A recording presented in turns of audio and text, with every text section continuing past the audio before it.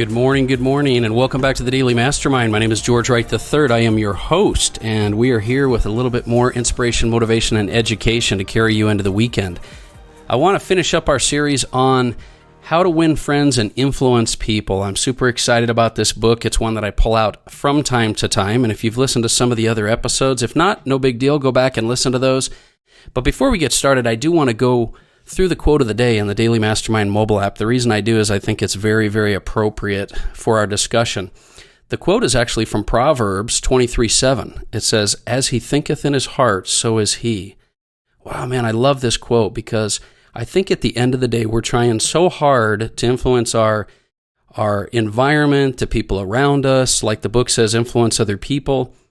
But what we realize over time is that it comes from within. It's like my favorite quote, success is not to be pursued, it's to be attracted by the person that you become. And that's the thing, that's the overall high-level message that I feel like you should get out of this book. I think that at the end of the day, we hear a title like How to Win Friends and Influence People, and we think all kinds of different things based on our paradigm, based on our filter, based on what we have in life. And what I personally have taken away from this book, and you'll all have different thoughts and ideas and messages based on where you are in life. But what I've found is that this book is really more about you and what you can do and what you can internalize to become the best version of yourself to ultimately influence other people. And that makes me really believe that influence on everything around us in our environment actually comes from within. And the idea that influence can come from within is why when I take that filter and that perspective, I pull this book back out, I learn from a different frame of mind.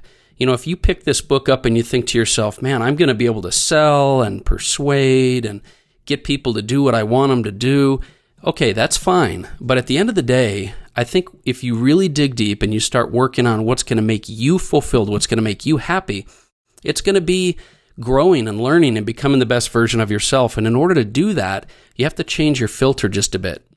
So I love this book by Dale Carnegie, How to Win Friends and Influence People, because it's absolutely a timeless classic. You know, there's a reason that it's sold tens of millions of copies over almost a century now.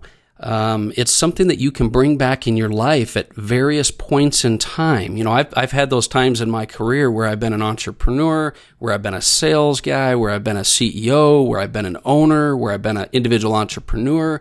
And every time I have a different filter. So these different topics come back and they just make a huge, huge impact in your life. Whether it's how to deal with people, whether it's how to win people over to your way of thinking, whether it's being a leader, they're all very, very important things because we go through different seasons in our life. And I think you'd agree, you're probably in a different season in your life. And maybe that season right now is tough. Maybe it's something it's really difficult for you to navigate. And sometimes it's a catch-22 because one of my best suggestions when you're going through a difficult time, whether it's depression, anxiety, tough circumstances, things like that, I'll always recommend take the focus off you. Because when you can become focused on other people, then you're not caught up so much in your own problems. However, this is one of those situations where I believe you can really work within. And the difficult thing to do when you work within is to have a little structure, because when you get inside your own head, sometimes you just can't get out and you get caught up in all the thinking and things that your mind has this pattern of going through. Whereas if you can have a little structure and you can say to yourself, these 4 parts, these 4 sections of the book that we went through, you can say, I'm going to apply these to myself and I'm going to have some structure. Then when you're internally working on becoming the best version of yourself, you have some structure. You're not going to get sidetracked. You're not going to get distracted. You're not going to be, off on these negative or disempowering thoughts that you may have.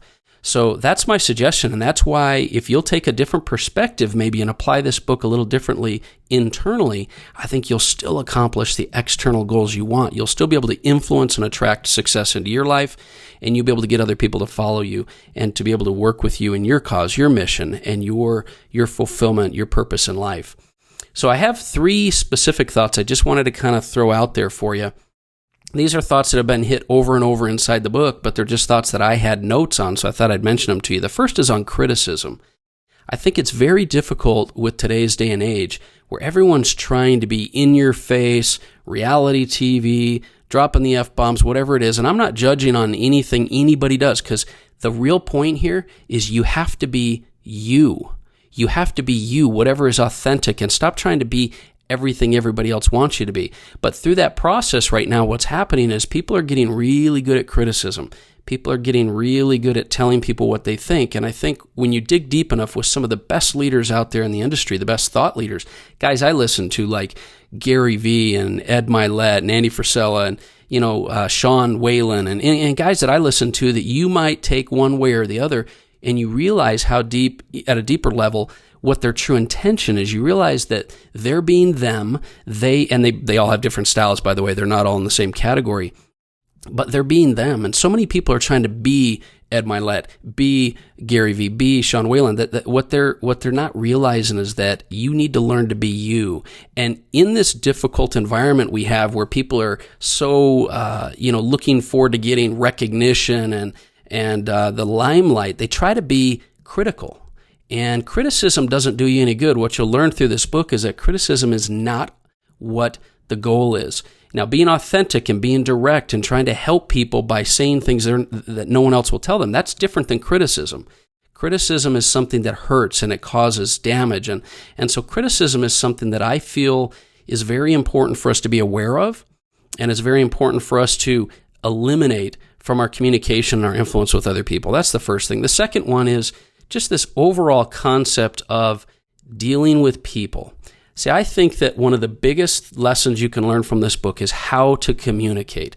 Communication, in my personal opinion, is one of the greatest assets and skills you can learn. I don't care if you're in sales, marketing, operations, engineering, massage therapy, whatever it is. Communication is something that you need to learn, because communication is your ability to persuade individuals. Your ability to persuade, attract success, and do things in your life will be directly proportionate to your ability to communicate in a positive way. And I'm telling myself this as much as anyone else. It's very difficult nowadays through text messaging or email and things like that to communicate in a positive, uplifting way, or in a direct way that doesn't come across wrong. See, the art of communication is going to come from your voice inflection, your rate of speech, your tone, your facial expressions, and we lose a lot of that. Excuse me.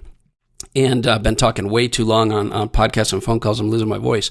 Communication, there's so many pieces to it outside of the literal words that you say, that you got to remember that communication comes with intention. Communication comes with, like I said, rate of speech, voice inflection. I've had multiple, telesales floors or sales groups that I've trained over time, and we always have a section on your tone, your rate of speech, your voice inflection, your mannerisms, because you can communicate with your body language and with your tone and flux as much as anything else. So when you learn that communication is such an important skill, you'll learn to also, grow through learning these other things, right? These other techniques. And we can talk about that sometime as well if you'd like on the podcast.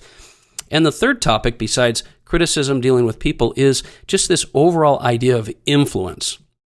Because I think sometimes when we don't think closely enough about it, we see influence as our ability to just persuade. And great leaders influence, they don't manage. Great leaders influence, they don't sell. Great leaders influence, they don't manipulate. Because there's a real fine line. I've learned in the education space and in sales and marketing that there's a real fine line between influence and manipulation.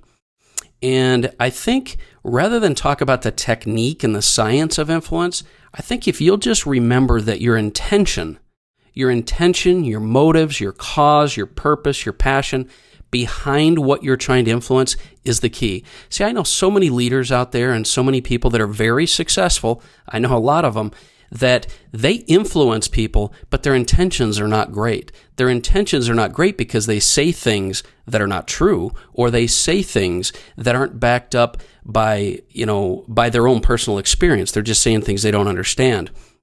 And so when you influence people, even if you think it's for a good reason, but you do it in a bad way, that's not influence, that's manipulation. And there are a lot of manipulators out there. And it's very difficult to understand the difference because you see all these people with these, high lifestyles and, and fancy cars or homes. And I'll tell you how you can notice it. It's the people that flaunt that stuff all the time. Look at me, look at what I do, look what I have, look where I've been. That's not influencing people. That's manipulating people. And I think at the end of the day, if you will learn to influence with a good intention and a good cause and be authentic and not criticize and work with people that way, I think you're going to find massive success comes your way. Massive success comes your way. And when I say success, it could be your definition of success, which doesn't have to be money, right? I just happen to think money's pretty cool. So overall, at the end of the day, I feel this book is one of the best ones I've read on how to deal with people, how to create influence, how to become a better leader. It's the reason I pull it back out, because we all can learn every single day based on the season we are in our life. And as Carnegie points out in the book, we're constantly dealing with people in business, and it's a key skill set that you need to develop. It's amazing to me why communication, influence, and people skills is not taught in everyday school. But if it was, I believe we would all be better equipped to deal with life and deal with people around us and relationships and be able to grow our worth in areas that really, really matter. Nevertheless, I believe that if you'll read and apply the teachings of this book in how to win friends and influence people with Dale Carnegie, you will definitely create a life of greater happiness, fulfillment, and prosperity. So that's my message for today. I hope you have an amazing weekend. I look forward to getting feedback from you. Share this episode of this podcast if you would. It'd mean the world to me. I appreciate your feedback, and I've had a lot of emails and things from individuals. So feel free to email me anytime at george@g3worldwide.com, george@g3worldwide.com, and check out our new dailymastermind.com website. Anyway, I'm here to help. I'm here to support you. I know you can do it. I believe in you. Have an amazing weekend. I'll talk with you soon.